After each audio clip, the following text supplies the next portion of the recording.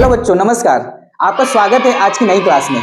बच्चों, जैसे आपने लेक्चर नंबर 1 और लेक्चर नंबर 2 को देख लिया होगा, सारे क्वेश्चंस भी आपके हो गए होंगे और उसमें मैंने आपसे वादा किया था कि रोज प्रतिदिन शाम 8 बजे आपको मेरे लेक्चर मिल जाया करेंगे। लेकिन मैं क्षमा प्रार्थी हूं कि मेरा स्वास्थ्य नहीं अच्छा था और कुछ टेक्निकल इश्यूज के कारण मैं लेक्चर टाइम पे रिकॉर्ड नहीं कर पाया था, जिससे अपलोड भी नहीं हो पाया।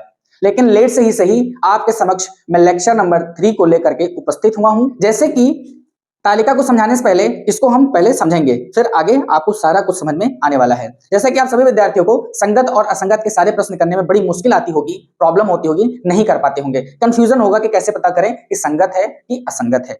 तो आइए, मैंने पहले से आपके लिए कुछ लिख रखा है ताकि आपका समय बचे और ज्यादा समय वेस्ट ना जाए। तो जैसे प्यारे बच्चों, आपके सामने इस वाले चैप्टर में दो इक्वेशन आएंगे। जैसा कि मैंने अभी बताया कि दो चरों की रैखिक समीकरण में आपको हमेशा समीकरण पेयर्स में मिलेंगे, जोड़े में मिलेंगे, युग्म में मिलेंगे। तो वो इक्वेशन है a1x + b1y + c1 = 0, a2x + b2y + c2 = 0। इनके मैंने अनुपात को ले लिया a1/a2 b1/b2 does not equal होगा। तो ये क्या होंगे, एक दूसरे को प्रतिच्छेद करेंगे, इंटरसेक्ट करेंगे।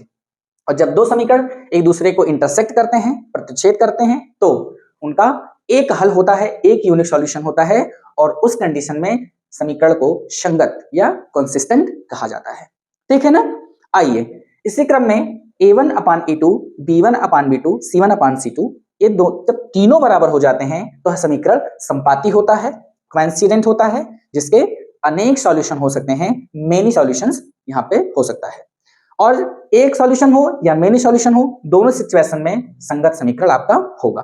ठीक है ना, समझ में आ रहा है? बुद्धि में बैठा लो सारे न्यूमेरिकल, इसी पे एकदम फंडे, सारे फंडे क्लियर, कोई बैकलॉग नहीं लगेगा। इसको सीख लिया तो सब सीख लिया, सारे क्वेश्चंस पूरी एक्सरसाइज हो गई, यही पे बेस्ड है।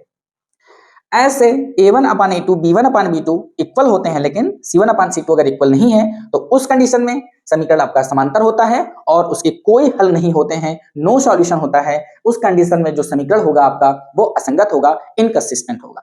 ठीक, तो इसको आपको समझ में आ गया। अब आपको टेबल हम समझाते हैं, जो टेबल आपको बेहतरीन ढंग से पकड़ में आ जाएगी कि सर आप क्या कह रहे हैं। तो अब आइए टेबल को सीखते हैं कि कैसे उसको हल किया जाएगा। अब आपको टेबल एकदम गारंटी के साथ समझ में आएगी, कोई उलझन नहीं होगा। जैसे टेबल आपके सामने है, यहां पे देखें आपके 3 इक्वेशन लिखे हुए हैं और इनमें से मैं एक एक करके तीनों को बताऊंगा कि कैसे हल होगा, ये कैसे होगा इसका सॉल्यूशन। ठीक है ना, तो आपको चिंता करने की कोई जरूरत नहीं है। यहां पर देखें, जैसे लिखा हुआ है, यहां पे देखो इसका कोई मल्टीप्लिकेटिव इंटीजर नहीं है, तो इसके आगे हम क्या मान लेंगे, 1 मान लेंगे। पेन बदल लो जरा, आपको लाइट दिख रहा होगा। यहां पे हम क्या मान लेंगे, 1 मान लेंगे, 1 मान लेंगे। ठीक है ना। अब यहाँ पे देखो, ये हो गया a1, तो a1 हो गया, ये हो गया a2, तो a1/a2 माने a1 का मान कितना 1 और a2 का मान कितना 3, तो a1/a2। ऐसे देखो b1 का मान कितना है इसमें -2, तो -2, b2 कितना है 4 है, प्लस में तो रख दिया। c1 कितना, c1 आपका इधर इधर करोगे तो 0 आएगा, तो 0 किधर भी जाए माइनस प्लस में कोई अंतर नहीं होता। ये 20 किसमें, माइनस में है, तो c2 का मान कितना हो गया, माइनस में हो गया। किसमें हो गया, माइनस में हो गया। ठीक, अब यहां पे देखो, इसको अगर हम काटें तो देखो 2 1 जा 2, 2 2 जा 4, माने कितना है -1/2। क्लियर है ना। तो यहां पे आप देखो, अब ये 0/20 जो है, अब 20 में जब 0 से भाग करोगे तो ये कट जाएगा, ये कुछ नहीं बचेगा। यहां पे क्या बचेगा, कुछ नहीं बचेगा। इसलिए आप देखो a1/a2 b1/b2 के बराबर नहीं है, तो सर ये c1/c2 कहां चला गया, आपने तो उसको लिया ही नहीं। तो जब a1/a2 does not equal to b1/b2 हो जाता है तो c1/c2 आएगा ही नहीं ना, कॉमन सी बात है। यहीं पे बराबर नहीं है तो c1/c2 कहां से बराबर हो जाएगा। ठीक है ना। तो इस कंडीशन में ये बहुत बारीक चीज है जो आपको ध्यान में रखनी चाहिए, बहुत ही सूक्ष्म बातें हैं। मैंने अपने दोनों लेक्चर में यही बताया है और इसमें भी यही बताऊंगा। बड़ी बड़ी चीजों के चक्कर में न पड़िए, बहुत बेसिक बातें आप ध्यान में रखिए, गलतियां कम करिए, नहीं तो सॉल्यूशन में गलतियां संभव है, होंगी, और जो है आप अगर एक बार गलती हो गई तो समाधान उसका बड़ा ही मुश्किल से हो पाता है। ठीक है ना।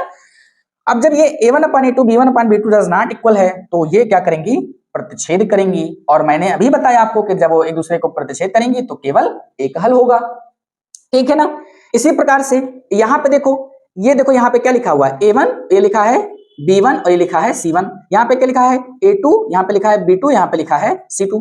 तो देखो a1/a2 माने 2/4, देखो 2 1 जा 2, 2 2 जा 4, 3 1 जा 3। देखो b1/b2 का मान क्या है, तो b1 कितना है, देखो 3, और b2 कितना है 6। ये कट गया, माइनस माइनस पहले निपटा दो, तो 9 1 9, 9 2 18, क्लियर है ना। C1 का कितना था -9 और C2 कितना था -18, कट गया। तीनों देखो इसमें बराबर आ रहे हैं 1/2 1/2 1/2, जिसमें मैंने क्या बताया था कि ये संपाती होंगे और जब संपाती होंगे तो उसका अनेक हल होगा। ठीक है ना बेटा। ऐसे ही आपका तीसरा क्वेश्चन, इसमें भी मल्टीप्लिकेटिव इंटीजर 1 मान लेंगे। सर A1 का मान क्या होगा, देखो A1 का मान 1 होगा, A2 का मान 2 होगा, B1 का मान 2, B2 का मान 4, C1 का मान -4 और C2 का मान -12। इसमें भी काटिए, 2 1 जा 2, 2 2 जा 4, माइनस माइनस पहले निपटाइए, 4 1 जा 4, 4 3 जा 12। अब आप देखो 1/2 ये दोनों बराबर हैं और 1/3 बराबर नहीं है, जो कि इस समीकरण को दर्शाता है। A1/A2 बराबर है B1/B2 के, लेकिन C1/C2 के बराबर नहीं है। और इस कंडीशन में प्यारों मैंने क्या बताया था कि समीकरण क्या होगा, समांतर होगा, और जब समांतर होगा तो उसका कोई हल नहीं होगा। समझ में आया।